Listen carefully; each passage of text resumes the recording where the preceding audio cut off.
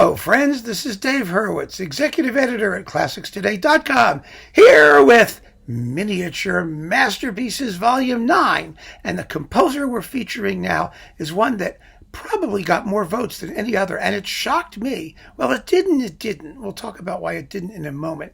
That composer is Prokofiev. Not only did he write some fabulous pieces that are quite short, that fit well within our 2-minute guidelines, but Prokofiev, I think, is popular for this purpose because he may have been the 20th century's last great melodist. Well, Prokofiev probably and Poulenc, the two of them. But Prokofiev wrote amazing tunes. And what's more, he wrote amazing tunes in his own style. I can't think of another composer after Prokofiev who you could hear a melody and just say, aha, that's Prokofiev. That's composer X. I really can't. Maybe you can come up with somebody. But Prokofiev had that personal melodic gift. Some people call it wrong note romanticism because the tunes are expressive and romantic, but they just have those odd, unusual notes in them that make them all sound slightly off kilter or perhaps a little bit self-mocking.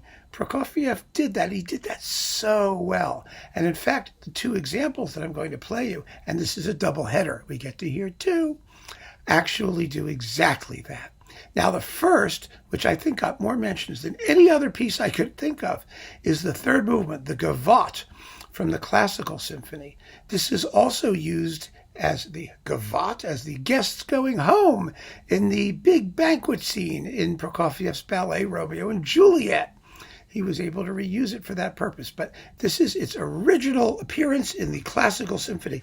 It is exactly 90 seconds long, basically, and it's in perfect ABA form with the return of the A section played piano. And it's just an extraordinarily elegant, perfect little specimen of a miniature masterpiece. And this performance, I think this one may surprise you. It's really super. It's with the Czech Philharmonic conducted by Zdeněk Kožler on Supraphon. This is the complete symphony cycle with them, and it has marvelous things in it and some very odd things, but this is not the place to review this Prokofiev symphony cycle. This is a wonderful performance of the Gavotte from the classical symphony. So, here it is.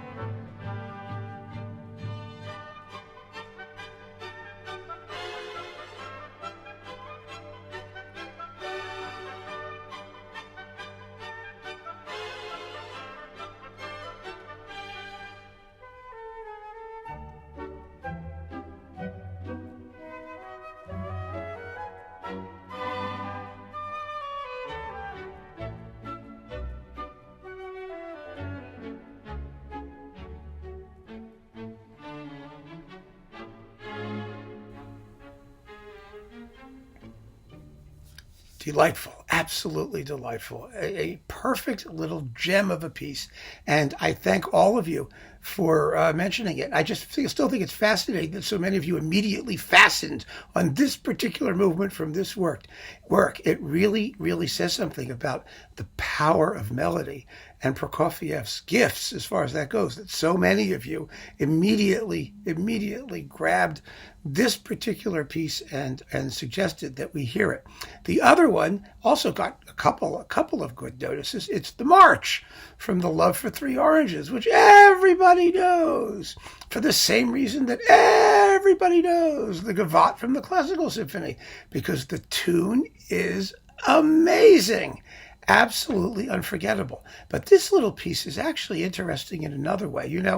It is the perfect rondo form in 90 seconds. It's also 90 seconds long. If you're wondering what a rondo is and you want to hear a perfect example of it in a tiny little space so that it's really easy to hear the form, listen to this march. A rondo is a movement basically in the classical period and forward that has a ritornello, that is a theme that comes back, and then episodes between recurrences of the theme. The typical rondo is A, B, A, C, A, with sometimes a coda. That's what this is. It is the perfect, ideal rondo. It goes A, which is the main tune, B, a middle section, A, the tune comes back louder, C, another episode that's different from the previous one, but related to it a bit, then A, the most loud and phantasmagoric statement of the melody of all, and then it segues into a coda, a little tail that wraps the whole thing up. It's amazing. It is formally perfection incarnate. And I really think if you're teaching like music appreciation, you want to show your friends about classical forms, just play them this, and you've got a rondo. I think it's fantastic. So here it is. I have it here on Naxos, conducted by I think it's Andrew Mogrilia, with the Czechoslovak State Philharmonic Orchestra. This is a little compilation on Naxos that has suites from Romeo and Juliet and Lieutenant Quiget and Cinderella, and the march, just the march from the Love for Three Oranges suite, because, there aren't that many recordings of this, believe it or not. It's not so easy to find the entire suite. It used to be quite popular, not so much anymore, but it deserves to be because it's just wonderful, wonderful music. And here is that indelibly memorable march.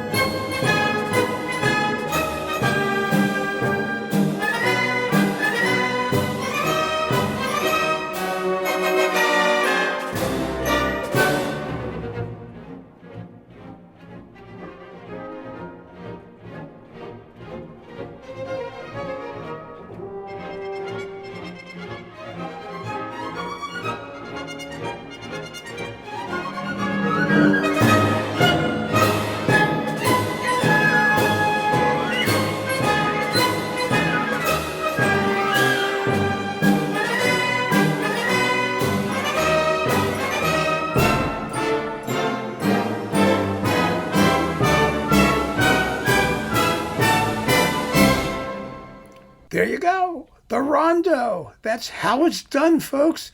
It's absolutely the way to do it. Prokofiev is not usually thought of in terms of his formal accomplishments. He's thought of as a melodist and an orchestrator and sort of a late romantic and all that stuff. And in some ways a modernist, especially in his piano works and his operas from the 20s, like The Love for Three Oranges, actually, The Fiery Angel and stuff like that.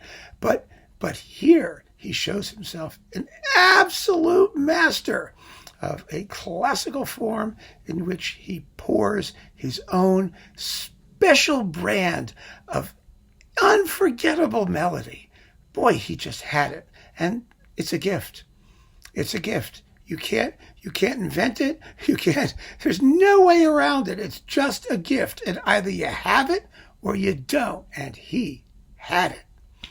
So keep on listening, folks. Thank you for joining me for these two miniature masterpieces. So many more to come, but I think these two are really two of the best.